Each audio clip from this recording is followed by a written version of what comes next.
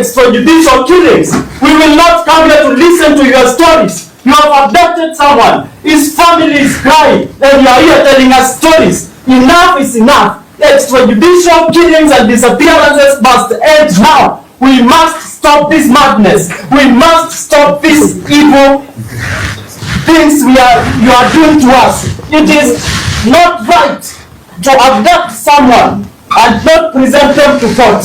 And you are here telling us stories about... Let me speak, I will sit down. This is not right. Why should they abduct someone and instead of producing them to court, they come here to start telling us stories about, I don't know, my client did this. Your client what? Then what are we supposed to do? If the people who are supposed to protect us have turned out to be the greatest threat to our security. Can we proceed, Senior Counsel? Yes, ma'am. Yes, continue. My Lord, if we start with the date, oh, sorry, may I seek your indulgence to draw your attention that Kipe Mungai has joined our team, and also that Monday opening, I'll be assisted by Abna Mango and Willis in responding. My Lord, if you look at the date, on the one by the respondents, it is indicated 21st with ST on top of 21st. So that is the one from yourself? From the respondents. I'm beginning to show the differences. Why we conclude, we say it is a possible forgery. If you look, if you compare with the one by the in support of the petitioner's affidavit, the date 21st has no ST. It's just 21st June 2025. A further difference, 2025 on the petitioner's supporting affidavit is typed, while the 25... I thought you go... Yeah. over the respondents. Okay, let me do that. And when you are done, you now come to the petition. I'll do that. So that there is... It's methodical. Yes. Okay. So the differences, we have noticed several differences. 21st. I had ST to signify 21st. Yes. And the date 2025, 20 is typed, yes. 25 yes. is written by hand. Yes. Then it has 6 items. It ends at number 6.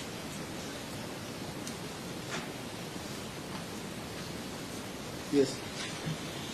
Then it has the name of a witness, Jane Jango.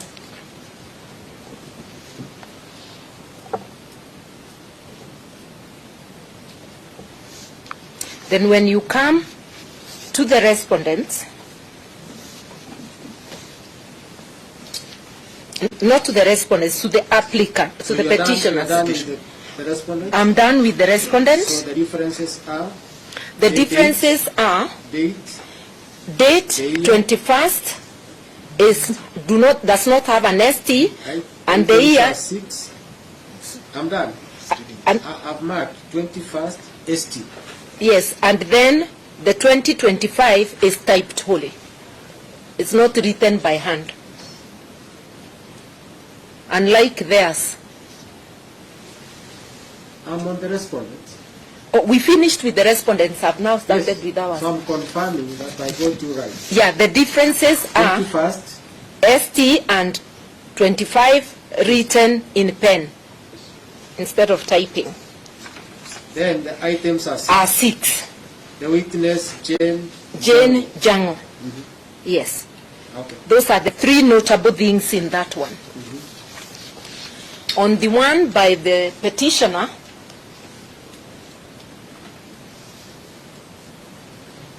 yes. The date does not have ST, And I've just noticed one more issue, but I'll mention it. Doesn't have ST, and 2025 is wholly typed, not written by hand. And this particular, if you allow me to point a difference I didn't point on the other. No, let's go. All of it, yeah. No, let's go the way you went. Okay, and then I come back. Then you now Come back. highlight the one you think Okay. is outstanding. Inventory of items above the date taken. Inventory of items taken. It says ceased from inventory of items taken, stroke ceased for the purpose of investigations. Yes. Note that one. I'll come back to show a difference somewhere else. Then we go to the items. My Lord, this one has 7 items. That is the petitioners. And there is overwriting on the item numbers.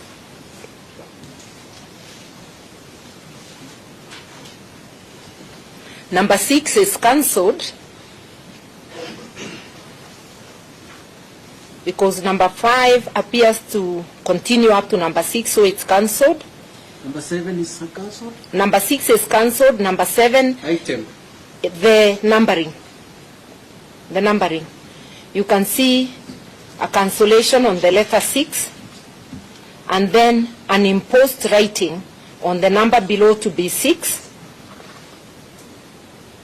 A cancellation below number 6, the imposed number 6, and then an imposed number 7.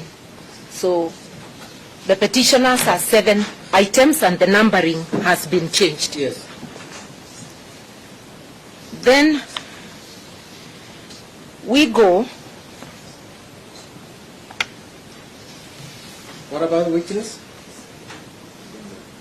Witness, it is cut, but it appears, the signature appears to be there. This one, yeah.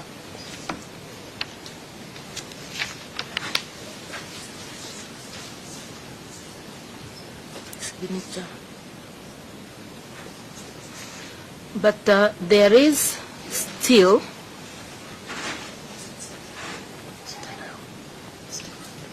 the layout appears different at the end from this other one.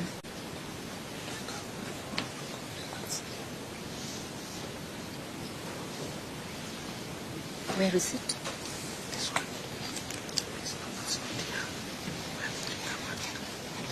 And it has the following words after number 7. It has recovered from name House of Kinyagia Ndiangui.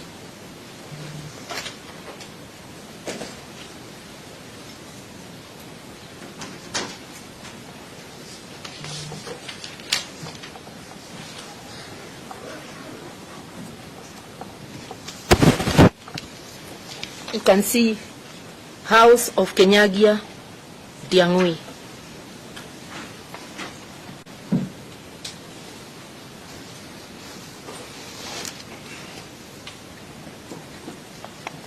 .096 is not there. Sergeant 096. A feature that is also will distinguish the petitioners is the item number 7, which talks of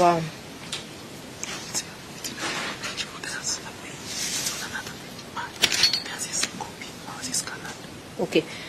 Item number 7, the difference is actually not the writings, is that on our annexure, the petitioner's annexure, item number 7 is on page 1. There is no page 2 of the inventory. It's whilst... So the petitioner's documents have only 1 page? Only 1 page.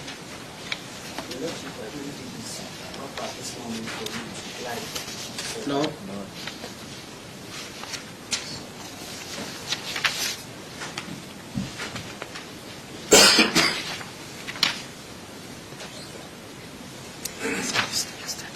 So 1 page.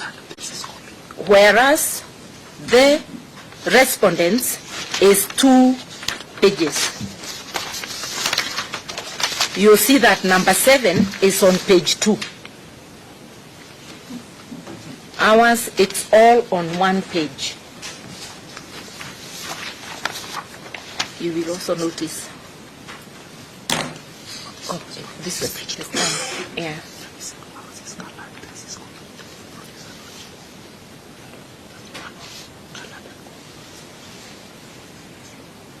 But you see the one with the coat is black and white.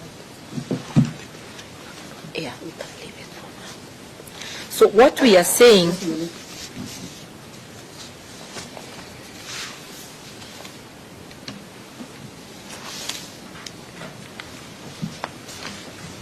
you see?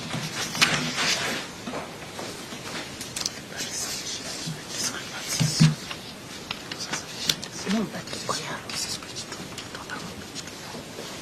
So we do not have the signature of Boya. Yes.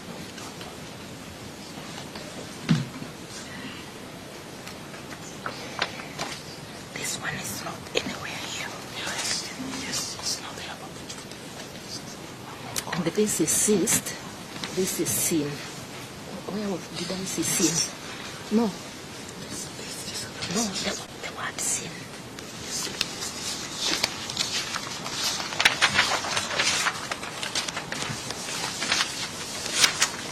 This is sin. It also has the word sin. This one is no. Yes. This.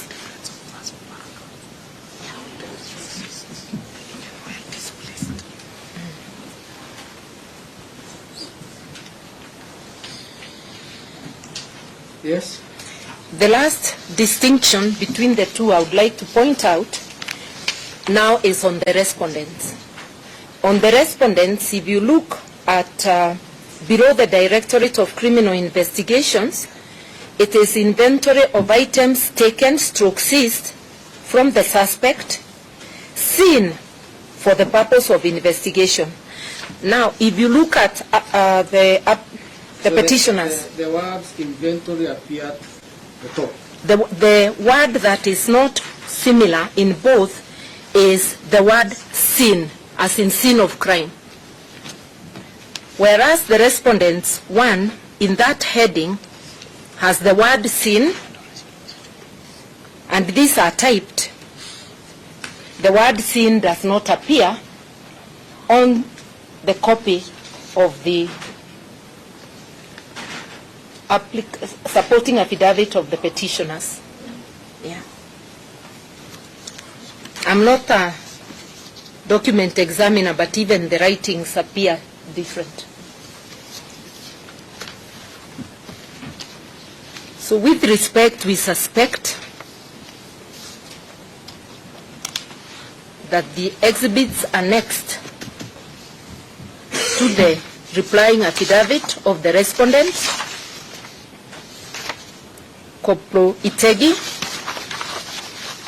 are a forgery.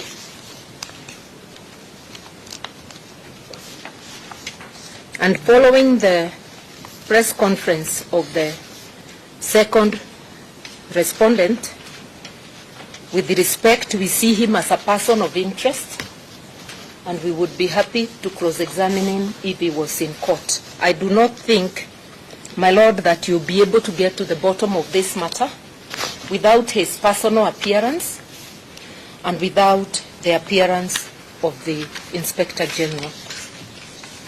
Apart from the need to comply with court orders, law enforcers cannot become lawbreakers and fail to comply with court orders.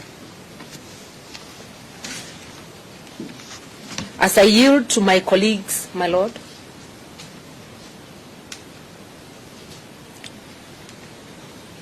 you will note from the documents, and I've already stated it, that Ndiangui Kinyagia has been missing for the last 10 days. Yes. I just want to say, my Lord, with respect that it appears, because this is not the first case, that detention without trial is being returned. Kenyans refer to the KANU era when it happened as the dark days. Those dark days, my lord, at least the state used to acknowledge it's holding somebody by whipping out a detention order. The detention today, extrajudicial detention, is accompanied by a denial. I'm just wondering aloud, why would we have documents that are so dissimilar that are most probably a forgery?